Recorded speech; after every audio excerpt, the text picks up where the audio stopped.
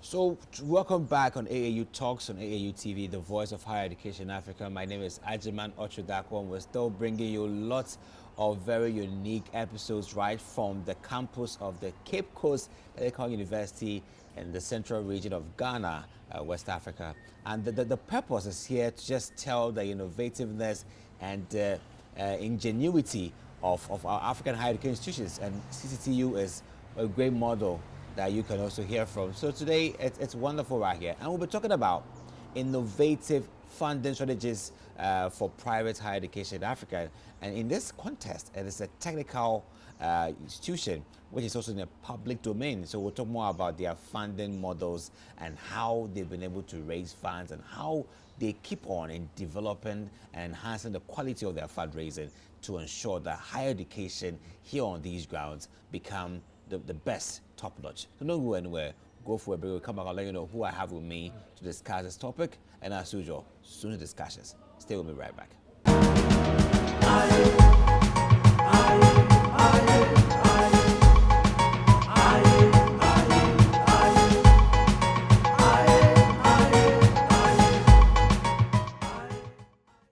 So if there was any issue that actually turned the tables around or perhaps got rooms quiet and very silent when it comes to higher education management, it is financing, because it's been a very, very mind-boggling area on how to enhance sustainable funding for higher education in Africa. Sustainably in a way, and make sure that it grows steadily. So with me to discuss this topic is Dr. Yaw Ndori. Doc, you're welcome to AAU Talks. Thank you. So he's a member of the Department of Accounting and Finance here at the Cape Coast Telecom University. And Doc, you know, let me first welcome you to AAU Talks. Thank you. It's great having you. Wonderful campus. One thing I saw when I came to this campus was that students from the Accounting and Finance department were all, they were neatly dressed. I like the way they dress. Yes. That is a model that the department has adopted, because you go out there, the corporate world, whatever you do should also represent the corporate world. So you live here, you go there, you should be able to develop a model that will make it easy for you to able to fit into the corporate world. So that is a model that the department has adopted. That's wonderful. Yes. Today you and I are going to be discussing that very topical matter, the fulcrum of higher education survival, which is funding. Yeah. We'll begin with the funding model as it is now, but let's hear from you in terms of your research and experience and observation, the funding terrain, funding states of higher education institutions in Africa. From your state, how was the funding health of African higher education institutions? See, most of the universities that we have in Africa are government sponsored. So the traditional source of funding has been government subventions and government-oriented support. And beside that, they also relied on their traditional fees that they get from running their various programs.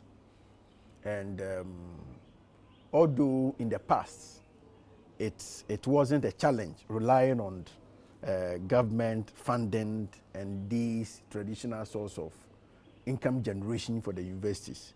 But the emerging trend has given us more lesson that the status quo should change, because if you actually want to be able to grow to be a more oriented, sustainable university, then it means that you have to also get sustainable funding. And so that is the era you've got to now. Now, that's a very wonderful intro that you made right there in terms of the need for sustainable funding. What is the strength of the university, particularly a technical university, which is also a public university, and sustainable funding? What is the relationship in this case? Yes. No, let me give you some historical background.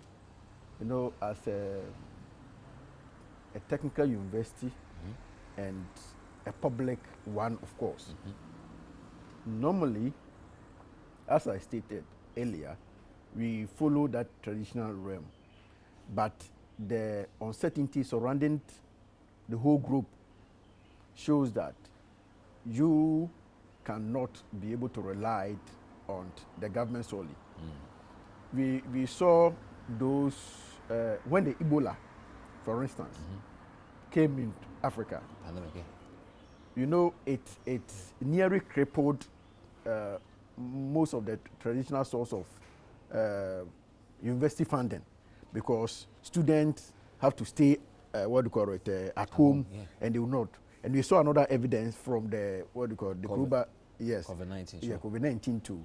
So only those universities who had innovative means of funding, they were well connected with industrial partners. Yeah. They were well connected to other diversification in terms of their revenue stream. They were not affected. But almost all other universities that follow only the traditional trend, we all suffered. Yeah. So that is a reality. So what it means is, now, that is why everybody is trying to preach on the cause of sustainable funding for the universities. And when we talk about the sustainable funding for the universities, what do you mean? You know, generally in the funding stream, we have mobilizing the funding and allocating the funding. Yeah. So in these spheres, if you are not able to manage these two streams, even if you mobilize more, and you are not able to mobilize effectively do the allocation, you still will not reach the self-sufficient state. So you should have sustainable diversification in terms of revenue mobilization, and you have to be able to also have sustainable resource allocation. So you move by sustainable revenue mobilization, we have to now move away from the normal traditional means. So when you come to the technical university sphere, you know, technical university, our core mandate is to be able to drive government and global technological change. So for us to be able to also capitalize on our mandate and be able to also lean to the way of sustainable funding, normally we say that there are at least 4 fundamental roles that the technical university, and for that matter, even the general public universities in Africa, have to be able to enroll. 1, you should be able to now change our way of doing things. We have to be able to now run our various universities like the way corporate world is being run. So we have to commercialize our operation.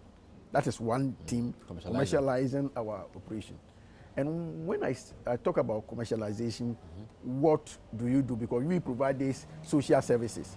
So somebody will say that. How well are you commercializing? Yes. Leaving your mandate. Good. We are not leaving our mandate. We are using the same mandate, but still we are commercializing it. We, as a public university, technical university, one of our core mandates is a research. Yeah. Now, we cannot continue to lean on the usual thought, doing research, put the research on the shelf. This time around, we have to be able to make sure that the research that we are doing is able to generate revenue from it. So you commercialize our research output. Okay. So whatever research that we are doing, think through what can come out of it. How can you commercialize that research output, research product? So by doing that, that becomes an innovative source of funding. And because research is ongoing, either there is crisis or not, research is still ongoing. Yeah. When the COVID-19 came, we were still researching, because we have to be able to now look at an innovative way to surmount this crisis and still be in business. So this output will continue to be there and be able to generate resource. And as a university too, you have facilities. If you come to Cape Coast Technical University, we have a very ultra-modern engineering labs. We have cybersecurity laboratory. These are very nice, facility that you have. Now, these facilities that we have, we can also project it as our third mission to commercialize it. How do you do that? Good. So, for instance, when we look at our cybersecurity space, you know, that is an emerging threat. Cybersecurity now, almost everybody who is going digital have to be able to have a security to be able to back, to protect the data, to protect its business, to protect its information. Yes. And for you to be able to do that, sometimes being a single corporate body and seeking the the services of these systems are very expensive.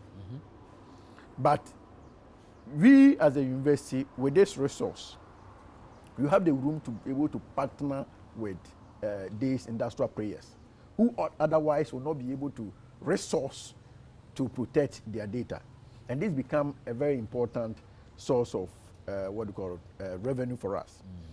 When you come to my department, accounting and finance, now we have technology-based accounting programs.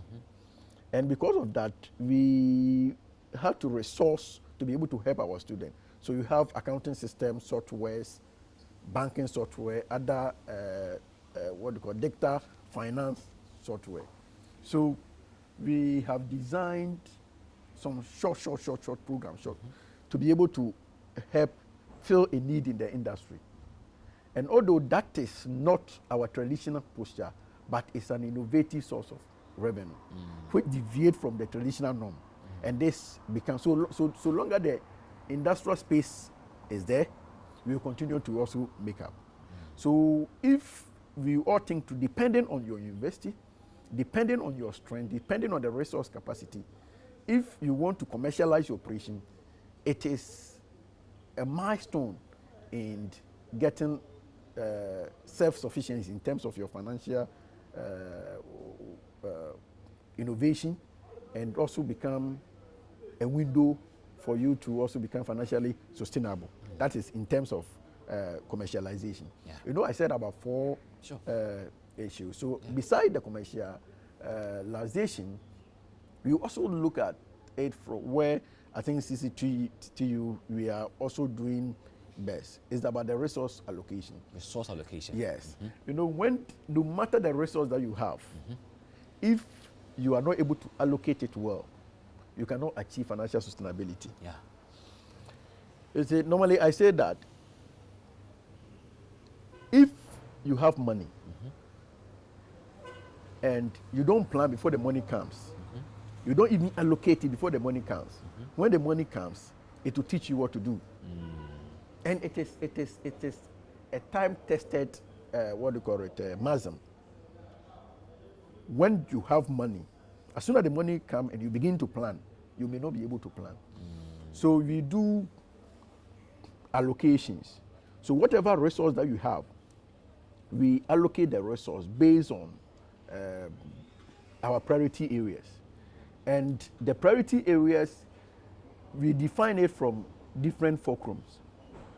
If you look at the income-based generation outlets and the non-income based outlet. So with the income base, we have to be able to always think through and see, if I allocate this funding to this income base, how will it be able to regenerate other revenue to support? For instance, I have an allocation for maybe an infrastructure, a project. And you know, infrastructure, its benefit is a long term. Yeah. Now, those infrastructure are very good. But maybe if you have budgeted for that funding, say maybe a particular sum, because you are going to run that project for a considerable length of time, there will always be a space in terms of the money lying fallow. So then you can look at other short-term interventions that revenue can be used to regenerate further revenue. At the same time, it will not also undermine that infrastructure project that you are going to look at. So if we have a cutting-edge approach in dealing with resource allocation, then we are also more likely to get the sustainable funding target that we all want to be able to do with.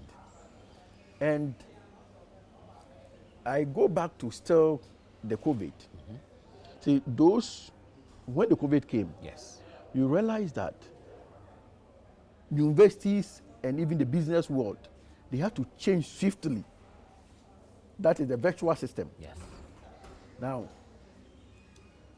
if you are a university that only rely on the traditional approach, it will be very, very difficult for you to shift. And if you look at most of the news out there, if you look at most of the papers that has come out, you realize that several of the African universities suffered. Yeah. Because when the COVID came, they didn't know what to do. Very unprepared. So Yes, we were struggling. good.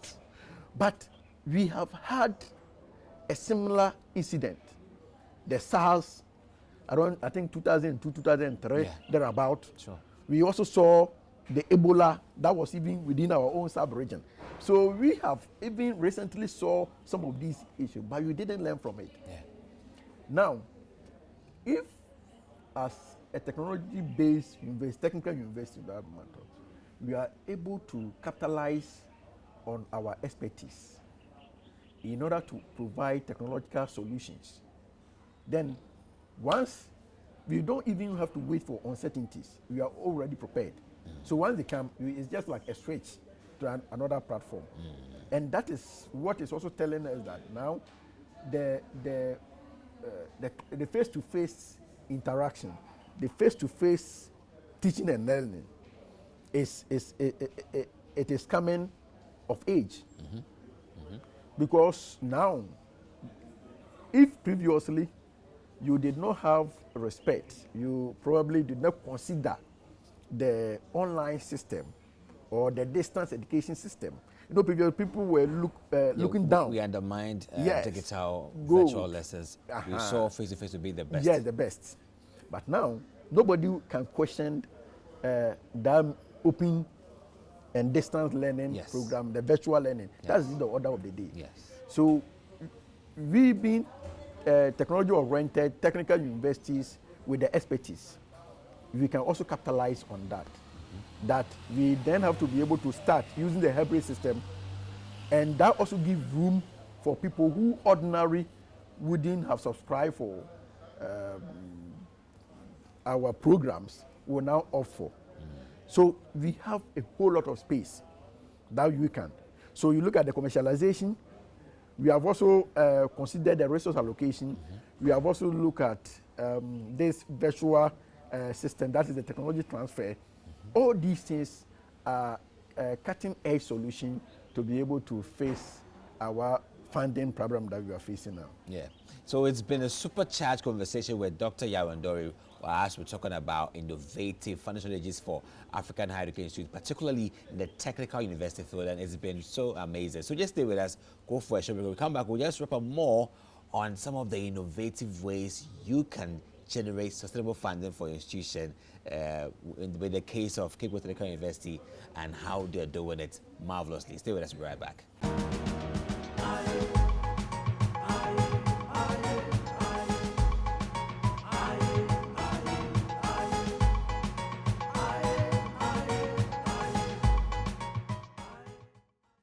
So I'm glad to have you back joining us with my interview with Dr. Yaw Ndori. He's a lecturer at the Cape Coast Technical University Department of Accounting and Finance, and we're looking at innovative funding strategies for African higher education institutions, particularly the case study of the Cape Coast Technical University and how innovative they've been in ensuring sustainable streams of funding. So let's come back to how you're doing here.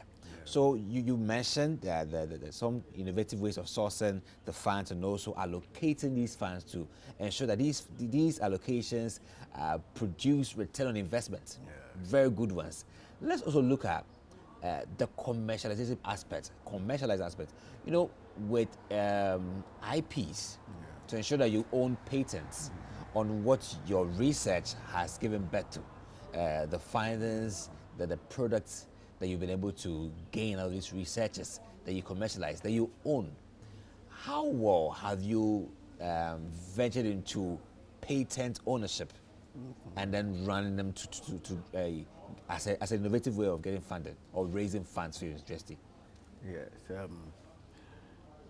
Here in Cape Coast Technical University, we have a whole unit called the Innovation Hub, where we consolidate all these technology breakthroughs to be able to help meet industrial need. We saw that most of the emerging, recently, a research that was conducted by the university to find that people are now troubled, people are now challenged with respect to this fuel consumption. And you know the prices of fuel is always that. Yes. And in fact, some people even moving your cars has been very, very From the difficult. galloping rate, Yes. increase in the fuel prices. Now, with our innovation hub, we go there, search, look at the challenge that the masses are facing, the corporate world they are facing. Then use it as a research team, work on it, find a solution to be able to address. So we recently did a test case for this what do you call this tricycle, what we call popularly Pragya and Co. Yeah. I don't know whether you had the privilege to hear it on the news. Yes. So we had to now look at a solar powered this Pragya and the tricycle to be able to allow these things to run. And it was very superb. So now, we are now at the stage of liaising with other industrial players to commercialize that aspect of our innovation. So this is it. When the COVID came, and it was like the option was about this sanitizing, this washing, Hand washing regular with soap and water. Now, our team went there, realized that, look, we have to be able to achieve this purpose, providing something that will be able to help the industry be able to achieve the protocols, that is the COVID protocol requirement, and at the same time, adding value to what they do. And do you know what happened? Eventually, the team conducted research, came out, and they came out with a design that will serve marketing purpose, at the same time also meet the protocols. Wow. So they came out with a design that can automate these hand washing issues, and at the same time also provide a platform for advertising.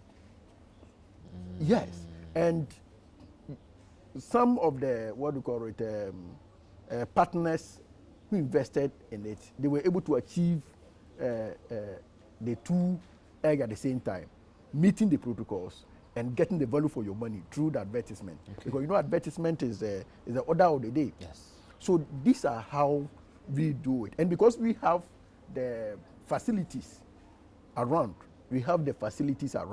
so you use those facilities to be able to help us generate some of these revenue.